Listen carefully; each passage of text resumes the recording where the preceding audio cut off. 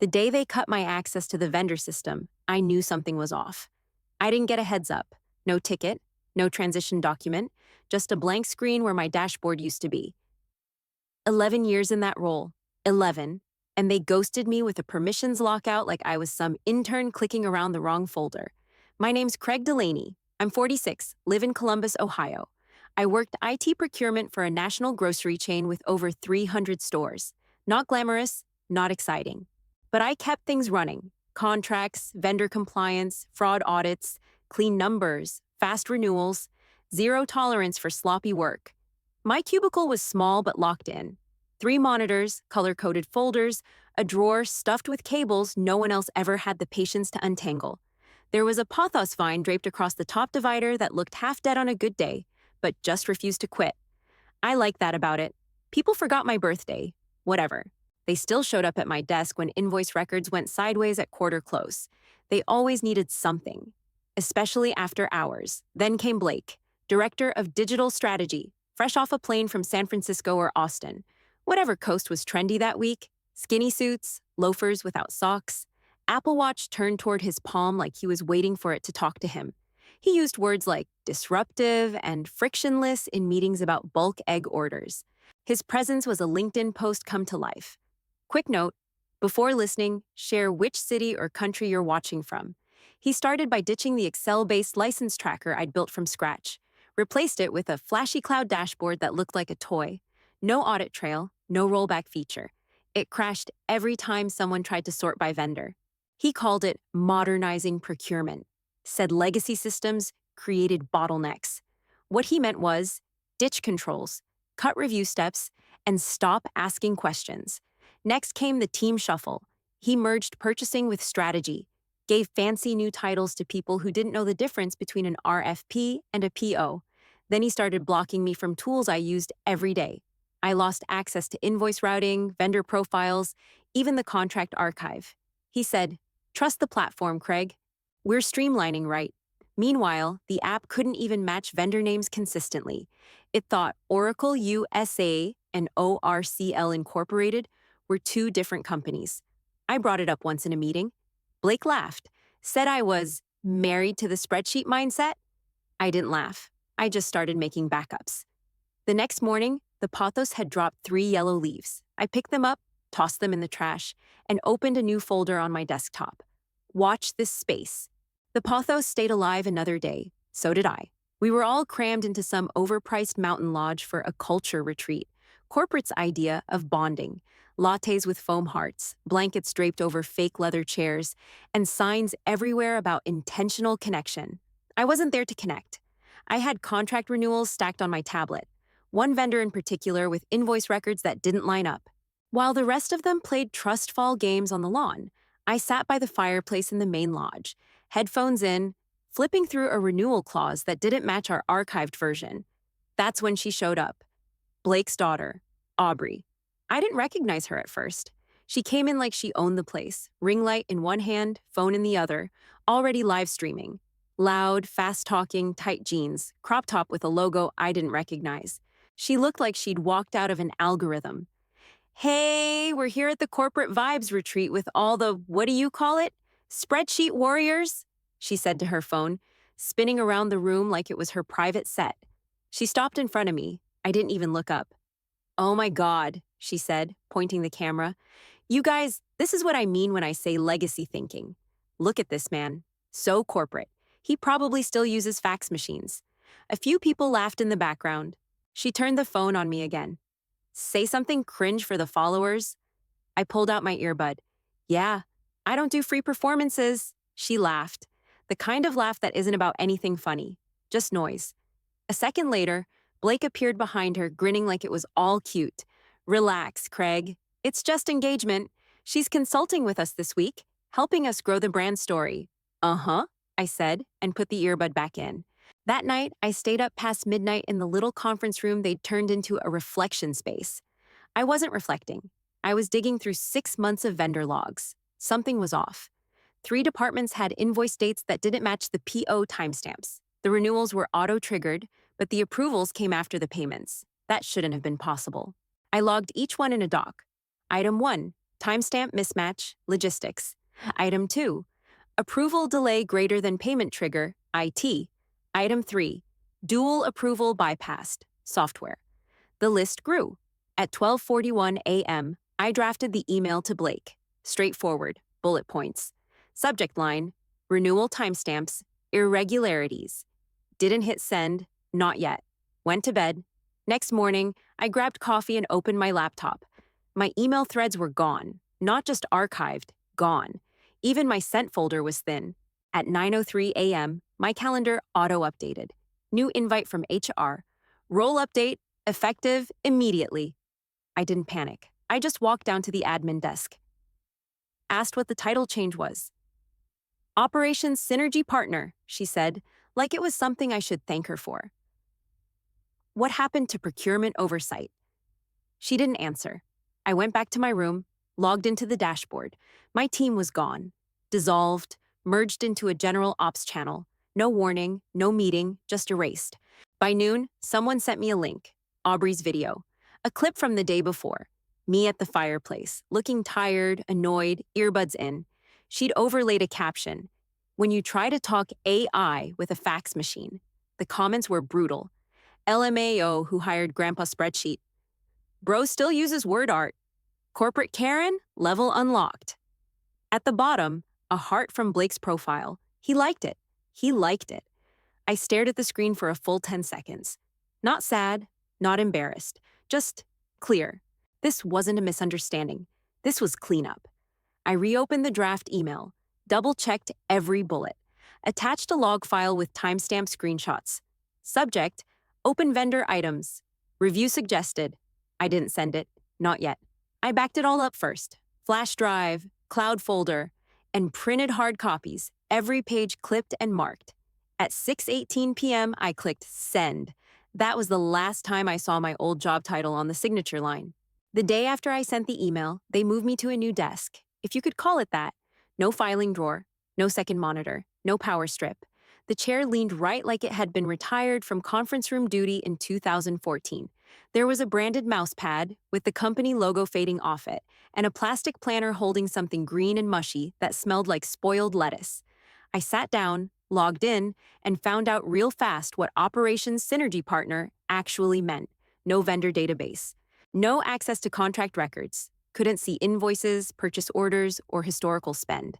The only thing I had access to was a dashboard with colored tiles labeled Pipeline, Workflow Health, and Initiative Momentum. Useless junk. Clicked into one. It played a looping animation about collaborative trust metrics. Blake had gutted the review chain. Procurement is now embedded within Ops, he'd said in the rollout message. We're empowering real-time decisions without outdated friction, which meant no compliance gate, no secondary review, no historical checks, no trail. They didn't even announce my reassignment formally, just quietly removed me from the team directory and gave my old workflows to 3 people I'd never met. I didn't say anything? What was there to say? The video kept spreading. Someone screen capped it and turned it into a GIF. Then came the nicknames. Karen of Contracts, Spreadsheet Grandma, Legacy Vibes. I saw one that said, she looks like she yells at printers. And the worst part? Blake liked the original video, not just watched it, liked it. His little red heart icon sitting right there under the pylon. I opened the email I'd sent him. Subject, open vendor items, review suggested, and reread every line. 6 anomalies, each flagged with source files and timestamps. All traceable, all provable. I didn't follow up, didn't nudge, didn't ask if he'd reviewed. I already knew the answer. What I did do was back it up. 3 times. One to a personal USB drive, one saved in a folder labeled Hold for Review in my cloud storage, and one printed, red-penned, and filed in a manila envelope in the back of my desk drawer at home. Every day that week, I showed up, logged into the empty tile system, and watched ops run wild. They approved vendors without checking tax ID matches, changed payment terms on the fly. Nobody reviewed service clauses. No one looked twice at renewal windows. I saw an email thread where someone from facilities asked if they could start using the same cleaning supplier across all 5 state regions to keep things simple. No bid, no contract check. They just said yes. I made notes, quietly, names, dates, approval chains. That Friday, I went down to the supply closet and grabbed a new red pen. Everything okay? The office manager asked. Just need a better color for markup, I said. She smiled. Love that you're still old school. I didn't smile back. I just walked out. Back at my desk, I opened a fresh document, titled it Missing Oversight, Week 1, and I started typing. By the end of week 2, the glitches started. I wasn't looking for them. They just showed up. Expense reports flagged as complete didn't match the card statements. Line items were off by small amounts, $4 here, 16 there, but they added up fast. Then a renewal fired early for a vendor I knew had a 90-day notice clause. I'd written it into the original terms myself. The new system, Blake's beloved RevBot, didn't flag anything. It just processed the auto-renewal like it was pulling coupons. First message came in on Slack from Ken in Analytics. You seeing this thing with the Q2 subscription reports? It's all off. Then 2 minutes later from Lacey, my old teammate, didn't you warn about that clause last quarter? The one with the auto bump? I didn't reply. I wasn't about to explain the difference between compliance and cleaning up after chaos in a group chat. Instead, I opened a new tab and started a log file. Observed anomalies. Internal only first column, date. Second, description. Third, source or department involved. Fourth, any quote Blake had said in the meeting when it happened. The first one, we trust people over process. I added it right under the mismatch from the card statements. That became the format. Every time Blake said cutting bloat, I wrote down what process got removed. Every time he said streamlined, I listed who now had signing power. Every time RevBot skipped something, I screenshotted it and saved it to cloud. The days blurred together. I was still showing up, still logging into meetings. But I stopped unmuting, stopped raising my hand. I became background, just another square in the Zoom grid. No one noticed. No one asked. Blake ran the meetings like a podcast host. Big win this week, he said one morning. Ops approved vendor consolidations in under 72 hours. That's what happens when you remove red tape and empower speed. That one went straight into the log. I knew the consolidation he meant. They merged 3 software tools under a vendor who'd failed our security check last year. I flagged it then, got ignored. Now it was agility. I wrote, August 11th, 10:03 a.m. Vendor merge approved, security status unknown. Blake quote, empower speed. I didn't talk to anyone about it. I just listened. Every Monday, he posted a new transparency snapshot in the ops channel. Looked slick. Lots of arrows and metrics, not a single audit trail. I checked the links. Every one of them dead ends to dashboards with zero historical comparison. I kept adding to the file. On Friday, someone from finance sent a private message. RevBot didn't catch a double charge from July. Know who to talk to? I replied with one line. Check the April rollout memo. Dual party approvals were disabled. They sent back a thumbs up. That was it. No questions, no follow-up. I wasn't collecting dirt. I wasn't out to get anyone.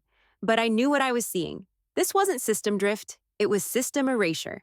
I made a folder inside my backup drive.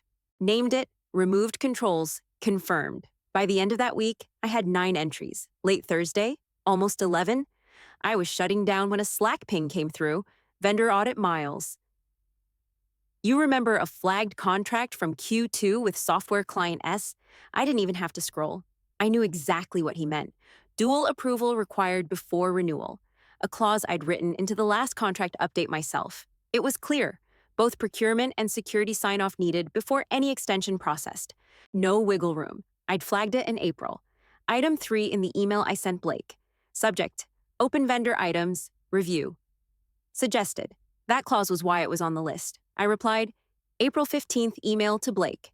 Item 3, clause 4.2. Renewal contingent upon dual signature validation. System was not authorized to auto-process. A few seconds passed. Then nothing. No thanks, no thumbs up, no follow-up, just silence. I closed my laptop, made some tea, and sat by the window. It didn't feel like a win. It felt like a leak in the hull. Next day, 8:14 a.m., another Slack came in. This one from someone in legal I didn't recognize. Hi, Craig. Do you have documentation on Client S's renewal clause history? Looking into sequence discrepancies. Looping in ops next, I sent them the PDF I'd printed and annotated back in April. Highlighted, initialed, dated. I attached the screenshot of RevBot's renewal notice with the timestamp, showed the gap between when it was triggered and when it was reviewed after funds cleared. Still no drama. Still just the facts. 2 hours later, I got pinged by ops. Hey, got referred to you about a vendor billing overlap. Was S software supposed to bill both regional units? Seeing double entries, but RevBot shows clean. Double entries, 2 identical payments, 2 separate branches. Neither one flagged. I replied, same vendor, same license. Billed twice. Clause 4.2 not honored. Approval sequence invalidated, no spin, no fluff. Just the thing no one wanted to say out loud. RevBot didn't catch it because RevBot wasn't built to look. That weekend, I moved every RevBot discrepancy into a new tab. Single point failures, confirmed client S went to the top of the list. Sunday evening, an auditor I hadn't talked to in over a year messaged me directly. Notice something in your April 15th doc. Mind hopping on a call next week? Pattern looks familiar.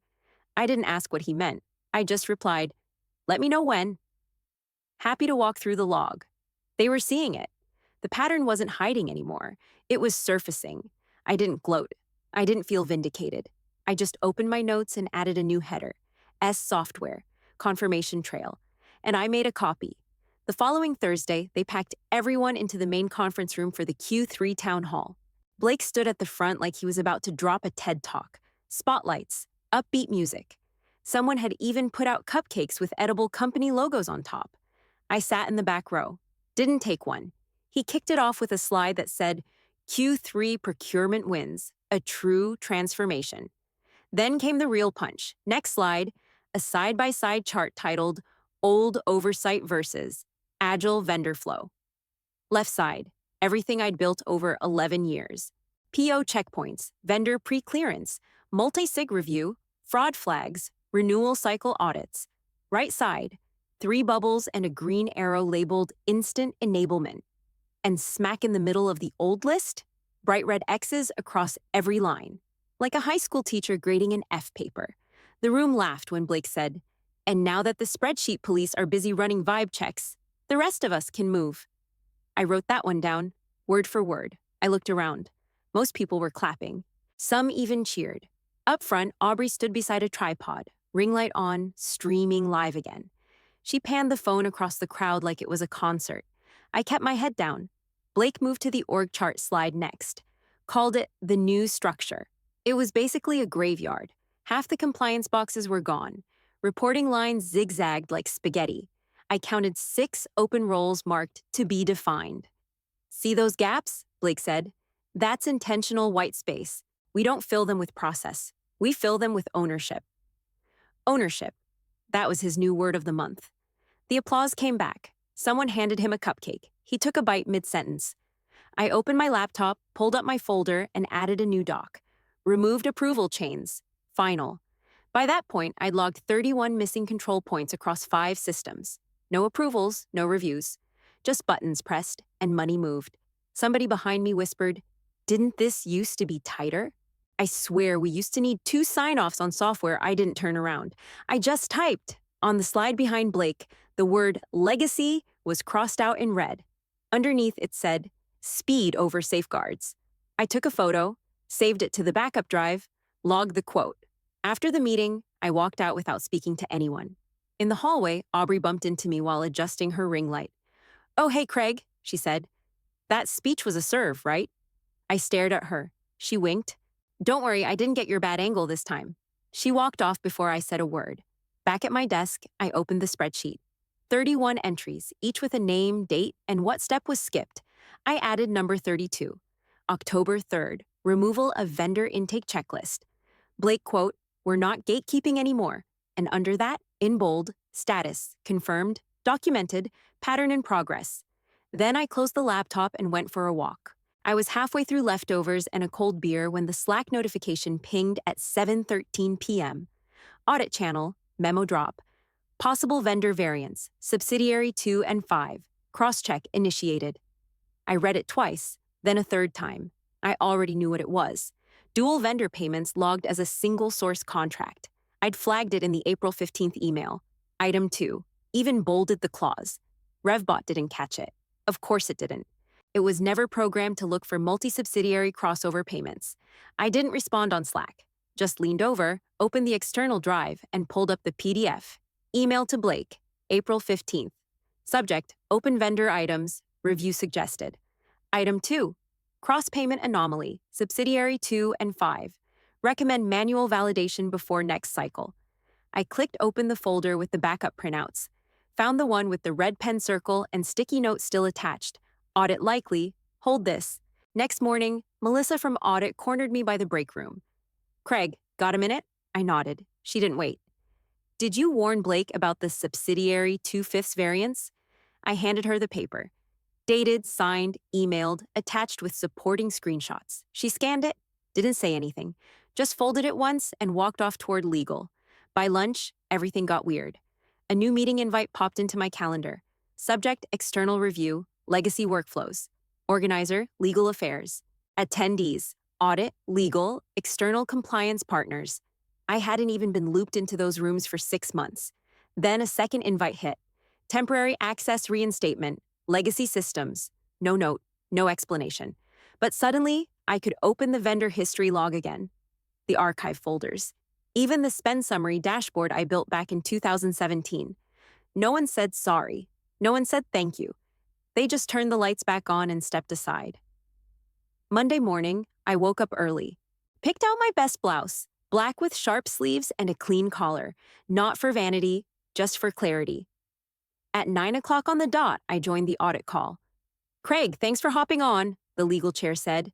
We're reviewing workflows tied to multi-subsidiary vendor structures. I said, sure. Which quarter? He glanced at his notes. Q2, cross-source duplication, potential oversight. I smiled just a little. Item 2, I said, flagged April 15th, sent to Director of Digital Strategy. I've got the email, the clause reference, and the backup files with confirmation logs. You want screen share or PDF? There was a pause. Then someone from external audit said, let's start with the clause reference. We'll request the backups after I open the document. Read it clean, no nerves, no hesitation. They kept asking questions. I had answers for everyone, dates, names, system limitations, clause language, approval gaps, even the moment RevBot stopped tracking dual source flows. And when they asked about Blake, I didn't editorialize. I just read the line from my original email. This item requires urgent review before Q3 automation rollout to avoid potential duplicate billing. I let that sit. They didn't thank me, didn't need to.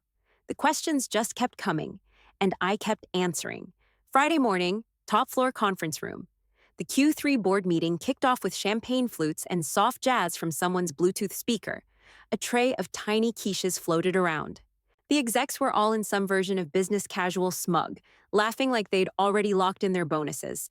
I wasn't in the main room. They put me in the side conference room 2 doors down. Said I'd be on call for context if needed. I didn't argue.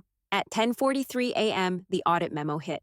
Title, Material Weakness in Vendor Protocol, Addendum to Q3 Review. Author, Internal Audit plus External Review Panel. It landed in front of Blake like a dead bird. He read the subject line, flipped to the first page, and froze. Wait, he said, his voice tightening. What is this? Legal's rep was ready. Flagged in April. Non-compliant renewal process, duplicate payments, approval gaps, vendor misclassification under subsidiary 2 and 5. Audits chair added, all assigned to you. April 15th memo. You never responded. I couldn't see his face directly, but I heard the shift. His usual loud confidence stalled, like he was waiting for someone to jump in and defend him. Blake tried to rally. Well, Craig never followed up with me. If this was serious, there should have been escalation. That's when General Counsel cut him off, clear and calm. You were the acting authority. The system was implemented under your signature. The record shows the memo was read and marked as not actioned. No delegation. No override. There it was. Blake opened his mouth again. Nothing came out. I pictured his face. Probably red, probably looking for a screen to blame.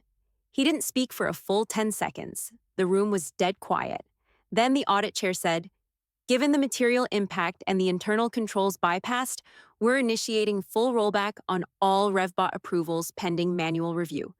Someone else said, we'll need someone with legacy system access to validate workflows. That's when my name was mentioned. Not loud, not dramatic. Just like flipping on a light switch. A minute later, the side door opened. Melissa from Audit stepped in. Craig, you good to step back into a more embedded role? I stood up, nodded. No speech, no grin. Just, yeah, I'm good. They moved me into a temp office by legal, gave me secure access and a direct line to the compliance team. I watched through the glass as the board slowly emptied, champagne untouched. Blake walked past without looking at me. His face didn't just sink, it folded, like someone had sucked the air out of him.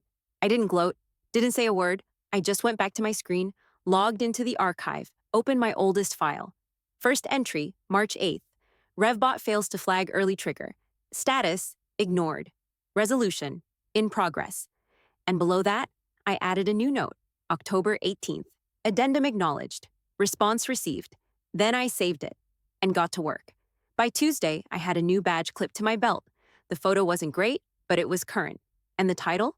Senior Systems Compliance Lead. Not shiny, not creative, but real, and real was enough. They gave me a desk near audit, second floor, east wing, 2 doors from legal. A real chair this time, dual monitors, actual filing cabinet, and the same pothos vine I brought from my old cubicle, now sitting in a bigger pot. Still looked half dead, still hanging on. Just like me. First thing I did was check access. Every tool, every log, every archive came back online. The folders I'd built, still there. Even the one labeled Hold for Review. No one made a speech, no welcome banner, no cupcakes. Just a quiet walkthrough with Melissa and a login sheet to sign.